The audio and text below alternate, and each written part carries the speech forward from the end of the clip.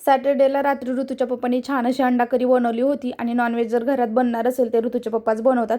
ते खूप छान आणि टेस्टी बनवतात. त्याच्यानंतर दुसऱ्या दिवशी म्हणजे संडेला सकाळी ऋतूच्या स्कूलमध्ये जे ते आत्ता झालेले एक्झाम त्याचे पेपर वगैरे दाखवणार होते, त्यामुळे आम्ही तिघंही जायला निघालो.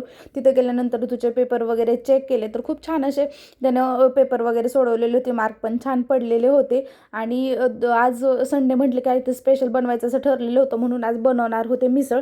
बाहेर गेलेच होते तर येताना सगळं मिसळचं जे पण काही सामान होतं ते सगळं घेऊन आले. आल्याबरोबर पटकन जे आहे ते भूक पण लागलेली होती, उशीर पण झालेला होता, त्यामुळे एकदम झटपट अशी मिसळ बनवायला घेते. आणि झटपट बनवायची असेल तर मी रेडी टू कुक हा जो मसाला असतो ना तो वापरते. या मसाल्यामुळे पण जे आहे ते आपली मिसळ खूप छान आणि टेस्टी बनते. मसाला छान असा परतून झालेला होता. त्याच्यानंतर मटकी मी 2 शिट्ट्या जे आहे ते कुकरला काढून घेतलेलं, ती पण शिजली होती. तोपर्यंत छान एकदम टेस्टी आणि यम्मी अशी मिसळ जी आहे ते बनवून घेतली. आणि त्याच्यानंतर अचानक ऋतूच्या पप्पांचं ठरलं की ते अक्कलकोटला जाणार होते, म्हणून मिसळ खायला मी आणि ऋतू दोघंच होतो.